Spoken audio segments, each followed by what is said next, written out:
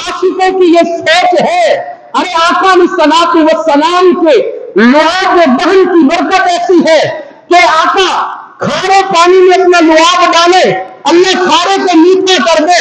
आका अलैहिस्सलातु वस्सलाम अपना लुआब मुबारक किसी की बल्कि अली मुर्तजा की खराब आंखों पे लगाए, अली मुर्तजा की आंखें ठीक हो जाए। आका अलैहिस्सलातु वस्सलाम अगर किसी का कटा है, कटा बाजी अपना लुआब लगाकर जोड़े, बाजी गिर जाए। आका अलैहिस्सलातु वस्सलाम किसी की निकली हुई आंख को लुआब मुबारक लगाकर लगाए, आंख वापिस जगह पर लग जाए। अरे ये लुआब मुस्तफा है, आंखें लुआब मुस्तफा अपना लुआब हुसैन इब्न अली को चुसवा रहे हैं। अरे मेरा ईमान ये कहता है करबला के रोजगार 3 दिन की प्यास हुसैन इब्न अली के सामने, लुआब मुस्तफा के सामने कोई हैसियत नहीं रखती। अरे कयामत तक में अगर हुसैन इब्न अली को प्यासा रखा जाता, मेरे मुस्तफा के लुआब की बरकत ऐसी थी कि हुसैन इब्न अली को कभी कयामत तक प्यास की शिद्दत महसूस नहीं होती।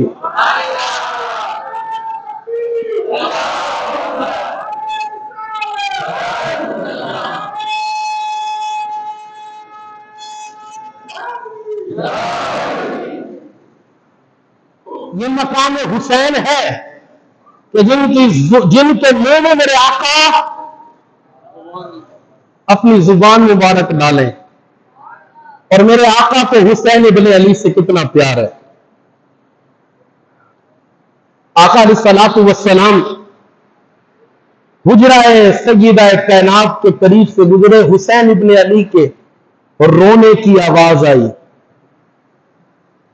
हुसैन इब्न अली के रोने की आका अलैहिस्सलातु वस्सलाम ने इरशाद फरमाया, या फातिमा, अली हुसैन क्यों रो रहे हैं? हुसैन, या रसूल अल्लाह 3 दिन हो गए हुसैन के पेट में कुछ नहीं गया। भूख की शिद्दत की वजह से हुसैन इब्न अली रो रहे हैं। आका अलैहिस्सलातु वस्सलाम ने इरशाद फरमाया, है फातिमा, क्या आप नहीं जानती कि हुसैन का रोना मुझ मुस्तफा को तकलीफ देता है? हुसैन का रोना मुझ मुस्तफा को खामोश कराओ। जिस हुसैन का रोना मेरे मुस्तफा को तकलीफ दे,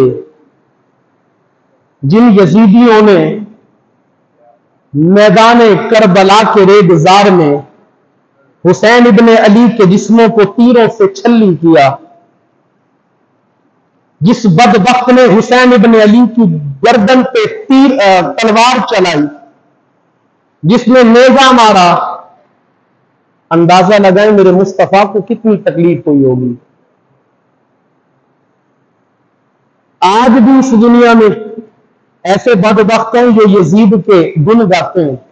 ए बदबख्तों, आका कहते हैं हुसैन का रोना मुझे तकलीफ देता है। हुसैन का सिर्फ रोना, भूख की वजह से रोना हुजूर को तकलीफ दे रहा है।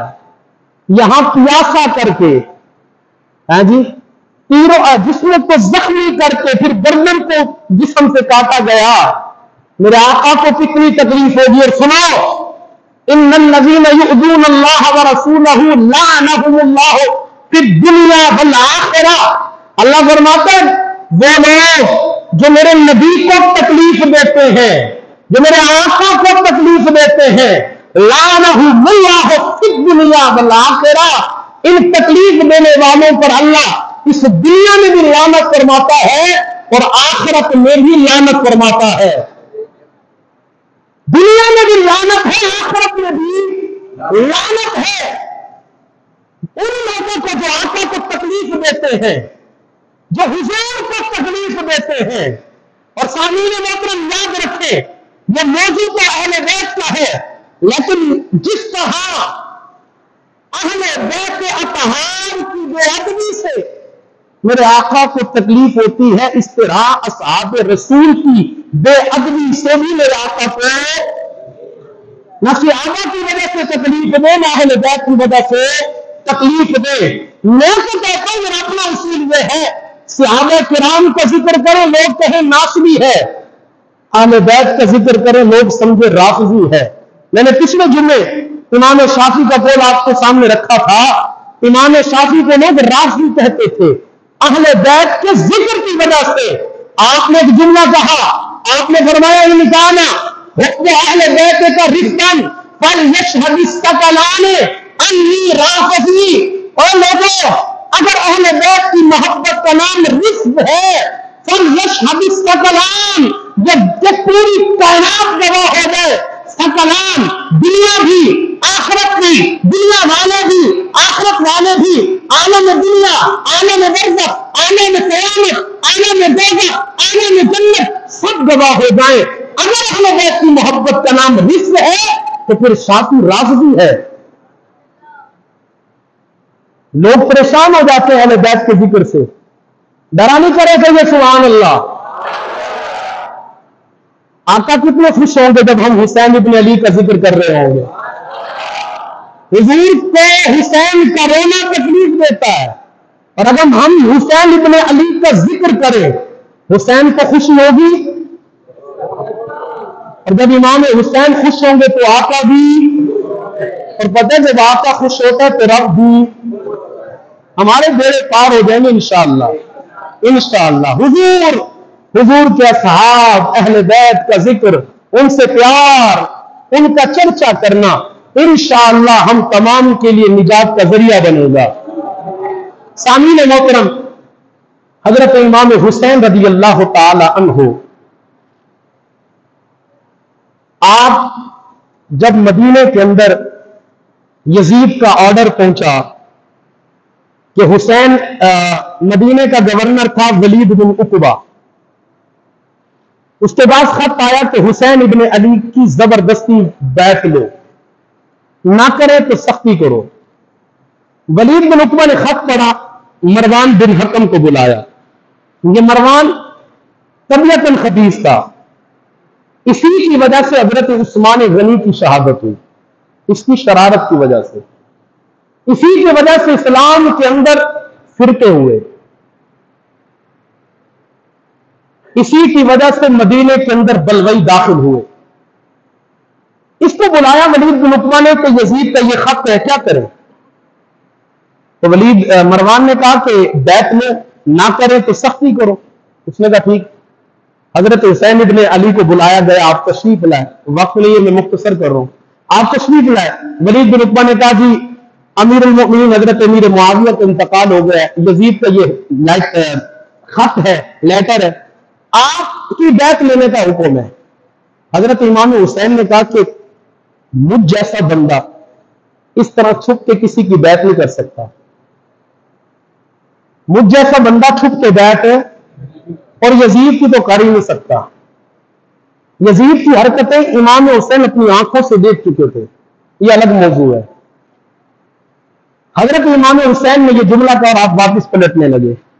مروان بن حکم نے ولید بن عقبہ سے کہا اے ولید ابھی ان کو روک لو، چلے گئے تو رکیں گے نہیں، چلے گئے تو سنبھالے نہیں جائیں گے، ابھی روک سکتے ہو، روک لو، انہیں قتل کر دو۔